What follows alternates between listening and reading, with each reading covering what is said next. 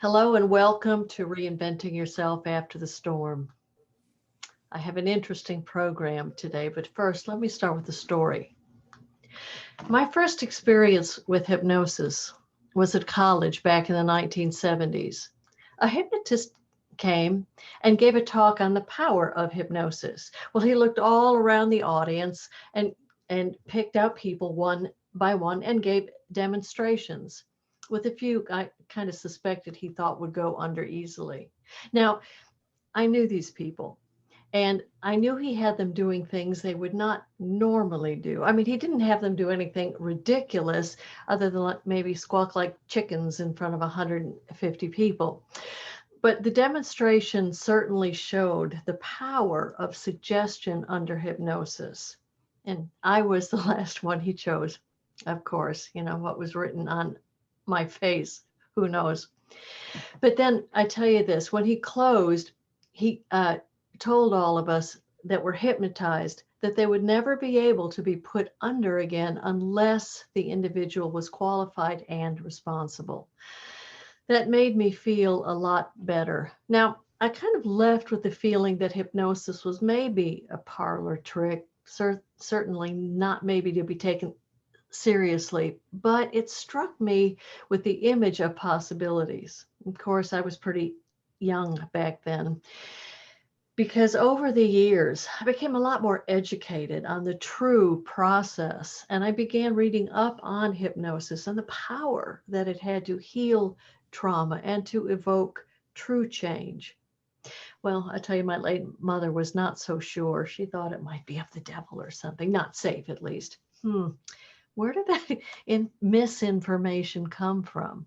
I don't know. Well, speeding up with my life a bit more, 20 years ago, my life blew up, as many of you know. Divorce drama, you know, uh, everything that could go wrong, I was experiencing it. And I know even though stuff happens in life, I knew at that point in time I had to look within myself to see why I was making the same mistakes, choosing the same things over and over again, and thus experiencing the same devastating results.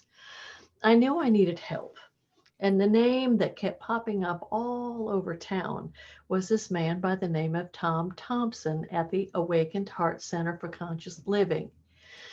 Well, I checked him out and I liked what he had to offer: transformation over change.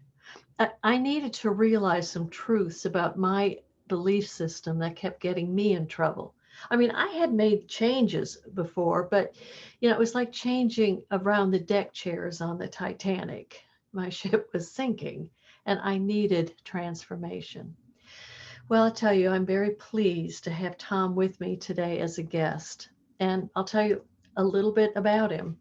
Tom became a student of human psychology and a practitioner of the yoga pathways and enlightenment traditions back in the 1960s.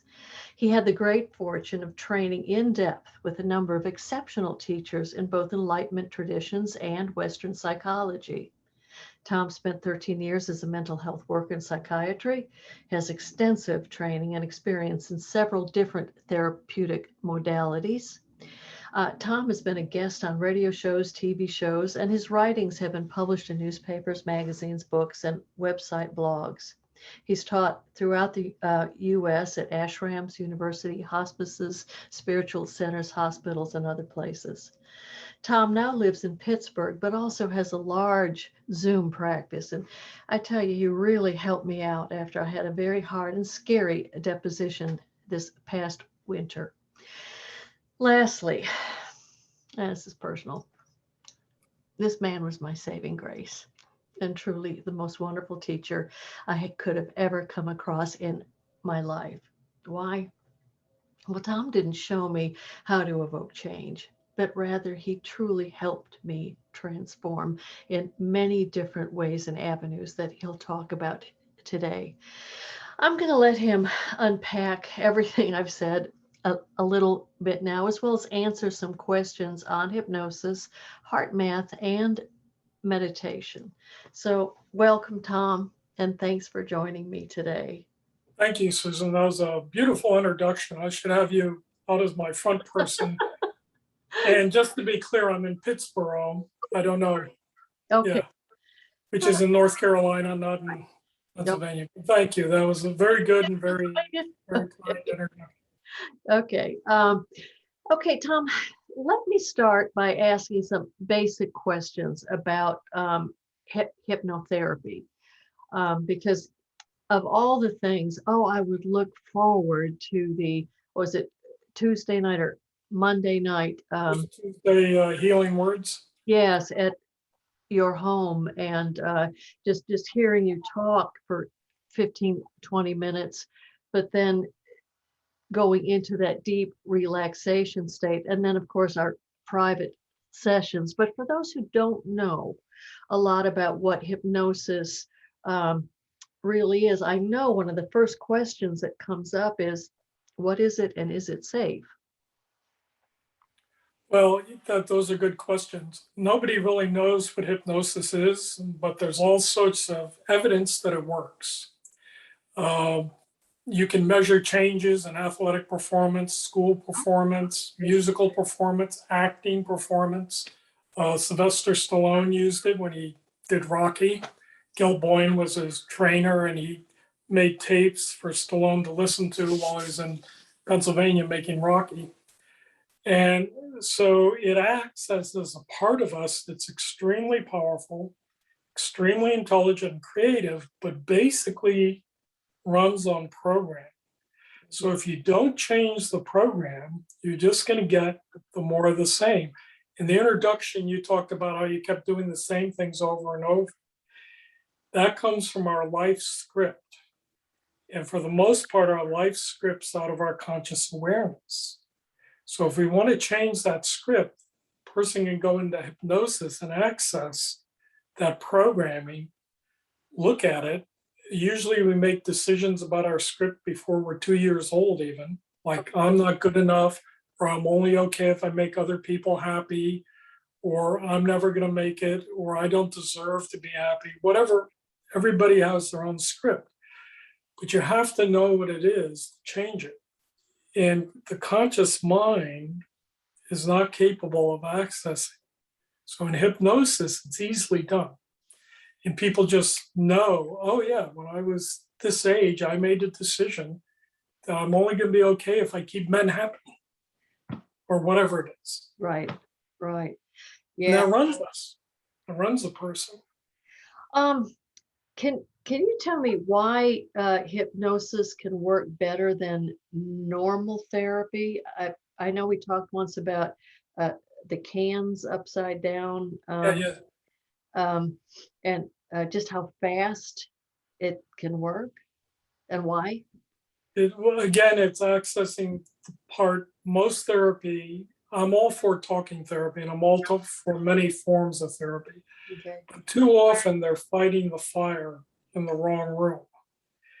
And so you can do all the work in that room, but if you still have these unconscious programs, like the life script, you're still going to return to old behaviors and old ways of being in relationships or being at work.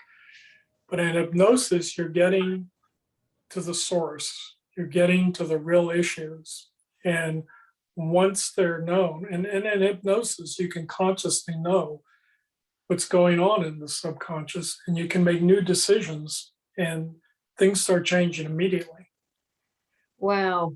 Yeah, that reminds me of I was reading something in a book, and it said most people are hurling down their path, and they hit, like in a car, and they hit a tree, which is a subconscious block. Right. It stops them and they're shaken, and then they back the car up and they head right down the road again, slower this time. Now they're only about 20 miles an hour, but they get to the tree and boom, they hit it. Yeah.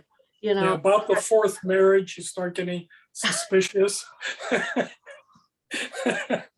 exactly. And then, I mean, even just walking up to the tree and then boom, take the tree down. Right. And when you take, Or go down another road. right, and I can see in professional ways this would be true if you have a business and you keep getting stuck or certain things happen. There might be something inside of you that you need to really take a look at, like that big tree.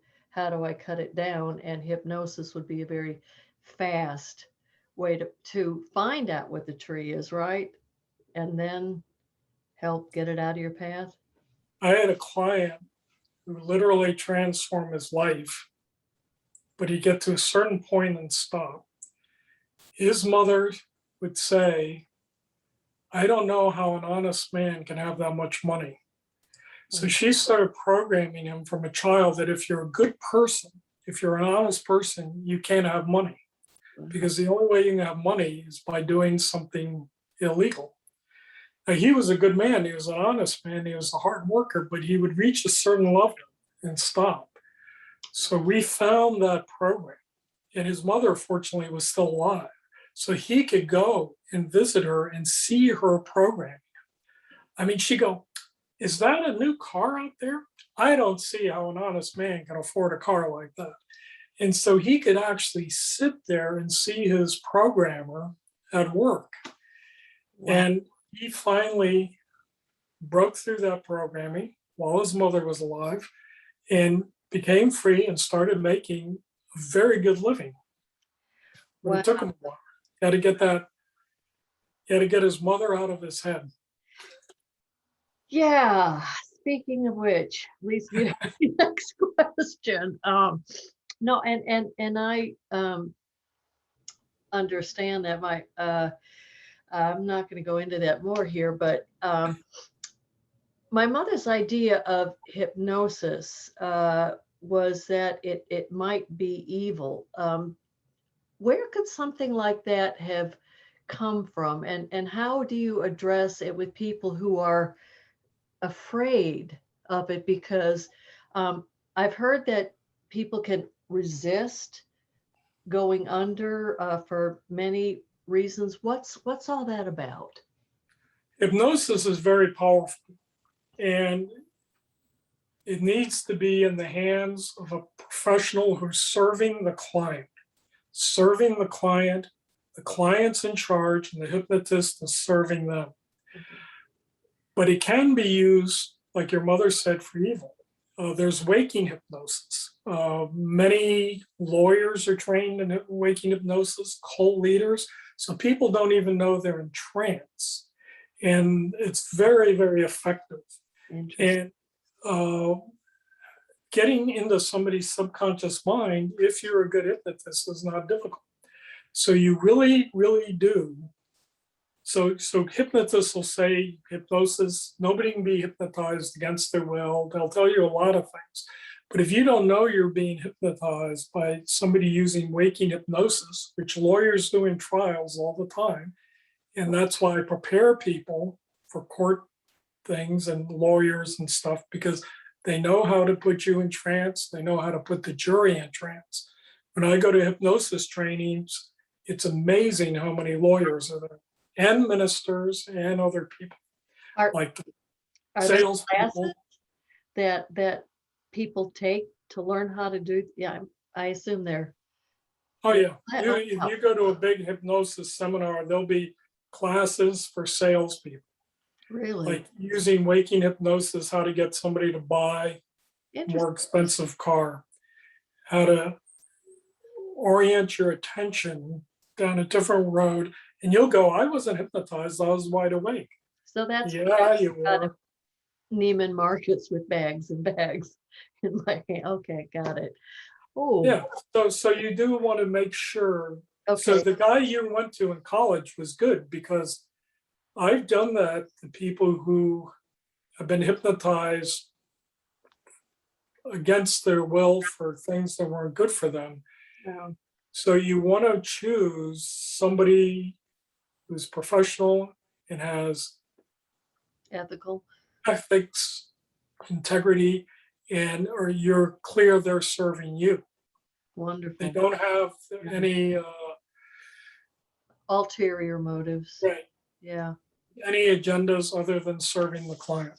Wow, that's great. Thank you. question. How long does hypnosis last?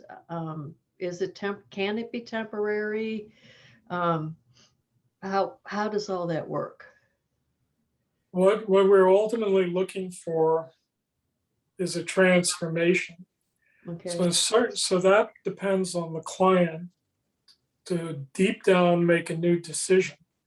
So if somebody, let's say, doesn't think they're that smart, I can use hypnosis, let's say, to get them through the next test. But then they may have to come back for the next test.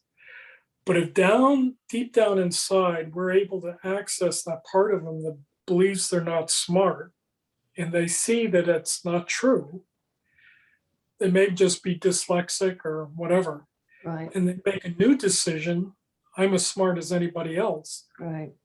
then they're coming from a totally different place and they will be successful. They will get better grades. They will get ahead because now they don't have that tree. Like you said, that tree in the road's gone. Okay. Wow. Does that make sense? Yes, it does.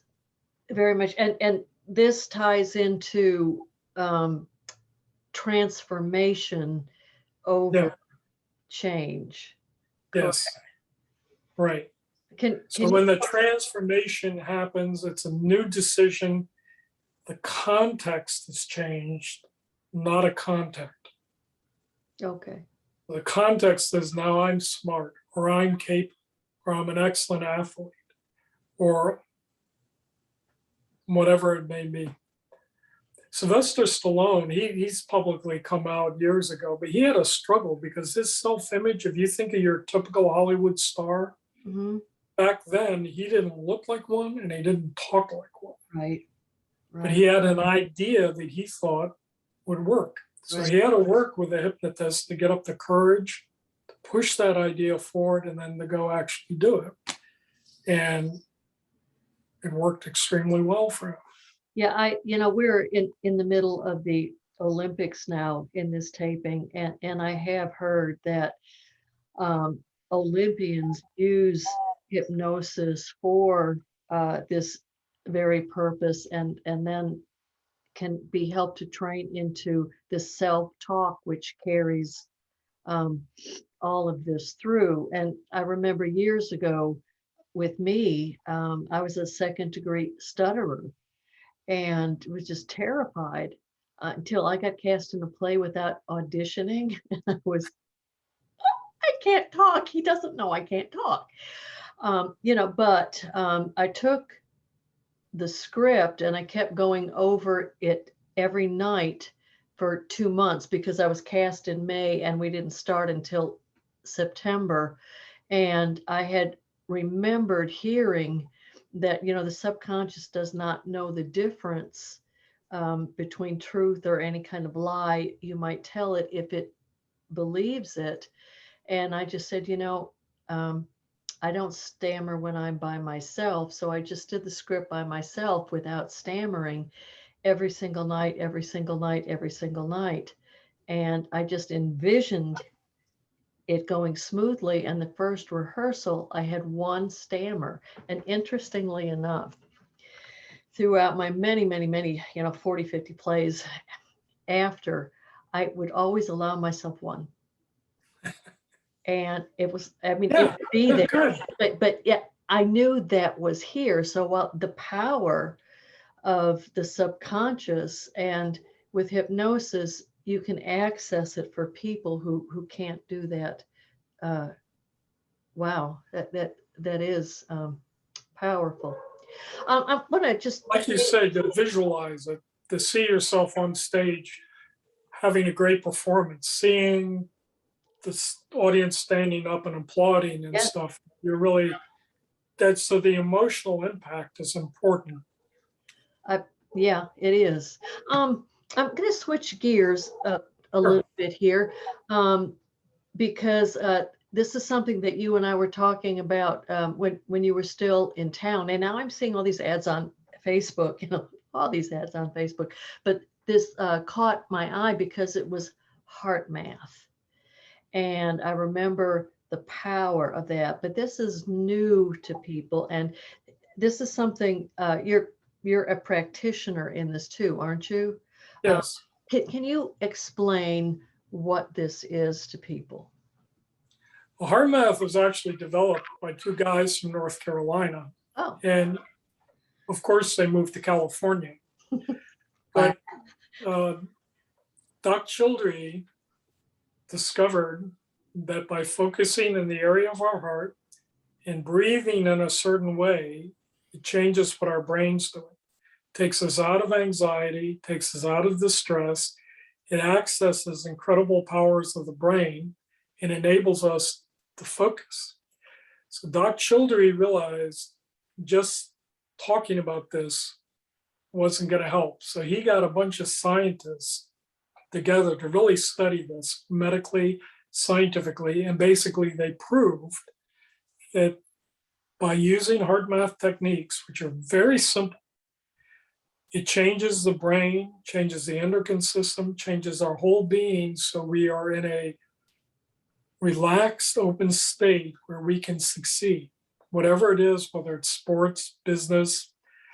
And he had to keep it in a very scientific medical model because of two reasons. Number one, it's very simple. Okay. And number two, he's selling it to Fortune 500 companies who are skeptical. Okay. So I think you took our 8-hour workshop. Yeah. Yeah. So really that workshop, the technique I can teach somebody in 5 minutes. The workshop is mainly so people can have the overview of why such a simple method is so powerful and so transformative. But Wonderful. basically, heart math very quickly is, and you can go to YouTube and find a lot more. And people should go to heart math and find out. But you're focusing in the area of the heart. You're bringing a positive feeling, and it doesn't have to be huge. It can be like thinking of kittens playing or your puppy. And you breathe in to a count of 5, and you breathe back out to a count of 5. So you're focusing in your heart with a positive emotion and feeling. Nice, smooth inhalation, nice, smooth exhalation. About the count of 5. It should be no strain, no distress. When you're hooked up to all the equipment, which I have in my office, I bring people in, I hook them all up. Remember that. See, you've done that. Yeah, you can see the change. We're talking in seconds. Yeah, I did. And so here's a brain in distress, the amygdala is in distress, the person's in distress. Again, a lot of young students for school, I teach them this, and you can just see a change. And you can see their face relax. And they've developed a lot of like Facebook games you can do, where the more you do it correctly, the more points you get and everything. But basically, it's a simple technique. Wonderful. Yeah, I remember how it could just calm everything. Yeah. I remember mostly I would walk into your office like this and I'd walk out like, oh, thank you. So it's wonderful. Before we close, Tom, is there anything that I haven't asked that needs to be stated with healing? And like I said, this group that I have is Reinventing Yourself After the Storm. And all of us have storms, but how, when we come back, do we not go down that same path that got us there to begin with? Well, it is important to change your programming. And like you said, like we've talked about, hypnosis is a very fast, powerful way. And there are different types of hypnosis working for different types of issues. But hypnosis does access that deep, powerful inner computer that if you're not winning in life, it's because it's been programmed in a faulty way. So a good hypnotherapist can help you go in there and reprogram the computer, and it shows up in your life. I just want to share quickly, if we have time, some of the studies I've looked at with people. It's what's called dissociative identity disorder. Okay. It used to be called multiple personality disorder. Okay. And this is when a person has a number of different personalities. And they've studied this. And the changes that happen when a person shifts from one personality to another, one personality needs glasses, the other doesn't. One personality writes with right hand, the other writes with left hand. Mm. One has skin blemishes, the other one doesn't. They change just like that. Really? One is diabetic and needs insulin, the other doesn't. One has arthritis and the other one doesn't, or others don't. And so these changes, when you shift personality, the changes that are measurable physiologically, brain and everything else, are almost instantaneous. So our whole being changes. You know, it's funny, some people, multiple personality, go to their closets and go, who the heck bought these clothes? Well, that's another part of you who wants to wear them. So one's a shy librarian and the other one's a wild person, Okay. you know. And so the importance of that is when transformation happens, it's like having multiple, you can shift, literally shift into a personality that's healthy, happy, and successful. And it doesn't take time. That's one of the things is people go, I have to go to therapy for 5 years to change. Once a certain decision's made, you can change on every level. And like you said, the Susan who walked in the office looked very different than the Susan who walked out Yeah. and felt different. Yes. So I think the multiple personality or DID studies have shown conclusively that a shift in our awareness can change everything instantaneously. And changes. That's basically what hypnosis and any good therapy is doing, is it's really shifting us, that transformation, so we can be happy and successful in our lives. Wow, Tom. And healthy. And healthy, yeah. Fabulous. Before I let you go, if anybody's watching this, how can they get up with you? Are you still in practice? I know you left us here, but we miss you. But I'm glad I can get up with you like this. Yeah, right now I'm meeting with people on Zoom. You are, And okay. because of Zoom, I can only do certain types of hypnosis, but they seem to be effective. I can't do deep regressive hypnosis because if a person gets in touch with something that's difficult, I really want them in my office and not wherever they are. Yeah. But some types of room in the yard, yeah. Yeah, I get it. Okay. and so they can look at the Awakened Heart Center for Conscious Living, the Awakened Heart Center website. Okay, I'll type out that information and I'll put that here um, along on this site because I'm going to have it on YouTube and on Facebook. Oh, great. Yeah. Tom, thank you so much. You're welcome, Susan. It's great to see you again, but also just hearing you and going back and just again, another personal thank you. And I hope I can share you with other people. So Well, thank you so much, Susan, for having me here. I really appreciate it. Okay. Bye-bye. Bye-bye.